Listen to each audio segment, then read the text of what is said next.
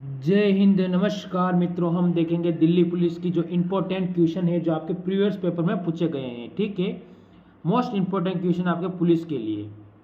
ठीक है, दिल्ली पुलिस के लिए मोस्ट इम्पोर्टेंट क्वेश्चन आपके लिए साबित होने वाले हैं। तो इस क्लास को लास्ट तक देखें। मात्र हम 7 से 8 मिनट में क्लास को खत्म करने की कोशिश करेंगे। इसमें कम से कम हम 30 क्वेश्चन क्लियर करेंगे।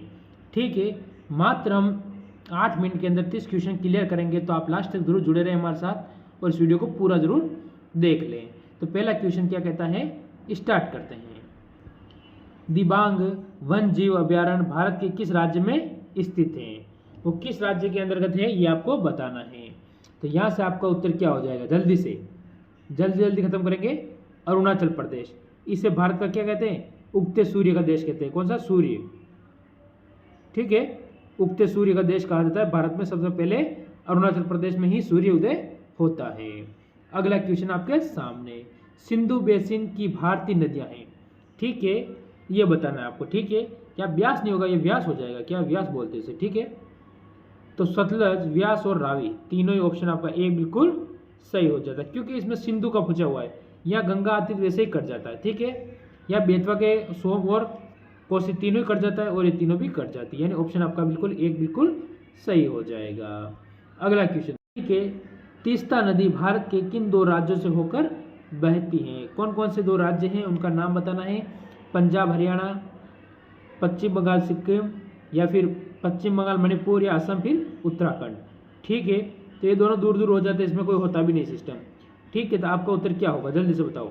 आपका उत्तर हो जाएगा सिक्किम और पश्चिम बंगाल। ठीक है, ऑप्शन आपका 2 बिल्कुल सही हो जाएगा। अगला क्वेश्चन आपके सामने, शिव समुद्र जलप्रपात किस नदी पर स्थित है? ठीक है, ये आपको बताना है। तो आपका उत्तर इसमें क्या हो जाएगा, जल्दी से बता दीजिए। तो इस क्लास को हम जल्दी खत्म करने की कोशिश करते रहेंगे। जल्दी से आपका उत्तर होगा कावेरी। सरयू नदी आपको पता है यहाँ पर क्या है, अयोध्या। राम मंदिर इसी नदी के किनारे बन रहे, क्या है, अयोध्या। किसके किनारे है? सरयू के किनारे। ठीक है, अगला क्वेश्चन देखें। अगला क्वेश्चन, ओखला पक्षी अभयारण्य स्थित है राजस्थान, पश्चिम बंगाल, महाराष्ट्र या उत्तर प्रदेश? तो आपका इसमें उत्तर क्या होगा, ओखला प्रदेश।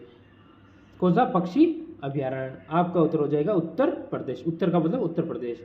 इसकी राजधानी क्या हो जाती है, लखनऊ। क्या हो जाएगी, लखनऊ। ठीक है, बीच में ना आ जाएगा लखनऊ। ठीक है, महाराष्ट्र क्या हो जाएगी, मुंबई। ठीक है, इसके बाद पश्चिम बंगाल क्या हो जाएगी, कोलकाता। कोलकाता।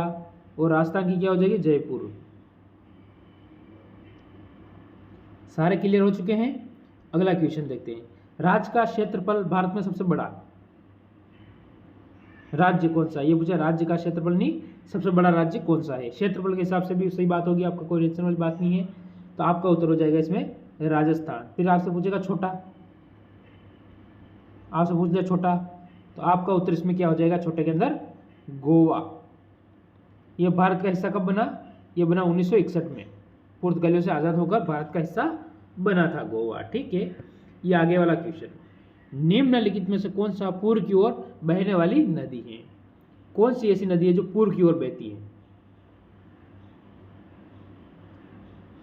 तो ये आपका ब्राह्मणी नहीं होगा, इसका नाम क्या हो जाएगा, जल्दी बताओ। ठीक है, एक टाइप यह गलत छपा हुआ है, तो ये आपका SW रहेगा। जरूर कमेंट करके बताना, या ब्राह्मणी नहीं लिखना या ब्रह्मपुत्र कर देना। ठीक है, अगला क्वेश्चन देखते हैं, उत्तरी गोलार्ध में व्यापारिक पवनों के प्रवाह की दिशा होती है।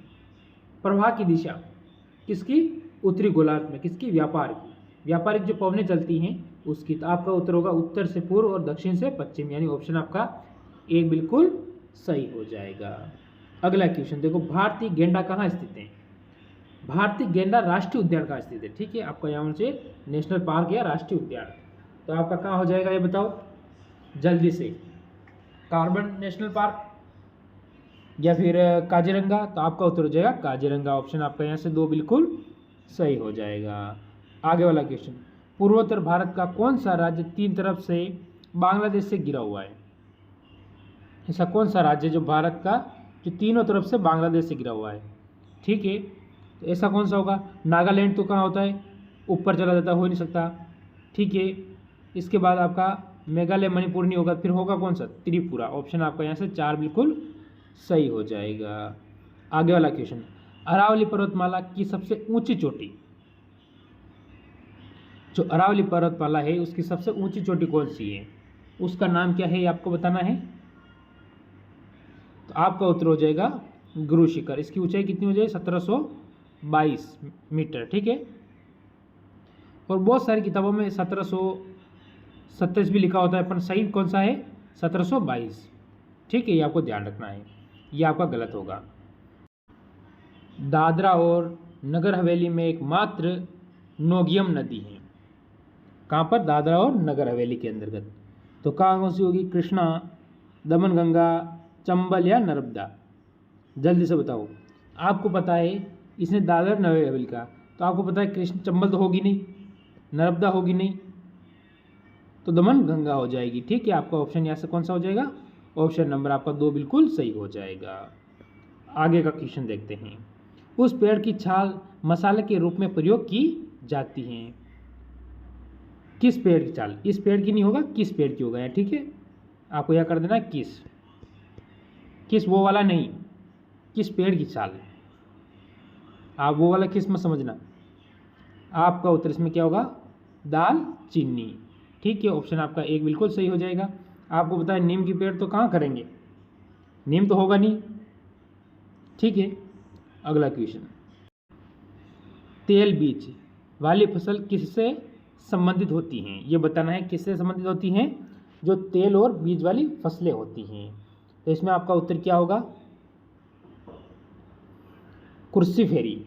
ठीक है, क्या होगा? कुर्सी फेरी। ऑप्शन आपका यहाँ से 2 बिल्कुल सही हो जाएगा। अगला क्वेश्चन, भारत के प्रमुख धान फसल कौन कौन सी है? भारत की जो प्रमुख क्या है? धान फसल। तो उसमें कौन सा आएगा? चावल। ऑप्शन आपका यहाँ से 1 बिल्कुल इसमें सही हो जाएगा। अगला क्वेश्चन, उर्वरक उत्पादन एवं उपभोक्ता की दृष्टि से भारत का विश्व में स्थान है कौन सा? पहला, दूसरा, तीसरा, चौथा, पांचवा, छठा, सातवां, आठवां? तो इसमें हो जाएगा आपका उत्तर तीसरा स्थान है भारत का। ठीक है, ऑप्शन नंबर 3 बिल्कुल सही हो जाएगा। अगला क्वेश्चन, किसान कॉल सेंटर का नंबर क्या है? अगर किसान को कोई भी प्रॉब्लम है वो कॉल सेंटर पर कॉल करेगा, उस कॉल सेंटर का आपसे नंबर पूछा गया है। आपका नंबर नहीं पूछा है, उससे आपसे पूछा है कि किसान कॉल सेंटर का नंबर क्या है। तो आपका उत्तर हो जाएगा क्या सा? 1551। ठीक है, आगे का क्वेश्चन, वर्ष 2024 में 19वां G20 शिखर सम्मेलन किस देश में होगा? अभी आपको पता है G20 कहाँ हुआ था? भारत में हुआ था। ठीक है, तो हमसे पूछा है कि कब का? 2024 का 19वां होगा। G20 सम्मेलन किस देश में होगा? तो अपना उत्तर होगा ब्राज़ील। ऑप्शन आपका 1 बिल्कुल सही हो जाएगा। बताना इसमें से आपको कैसी लगी क्लास, अच्छी लगी हो तो एक बार क्या करेंगे सभी लाइक करके शेयर कर देंगे। तो सभी भाइयों को जय हिंद जय भारत।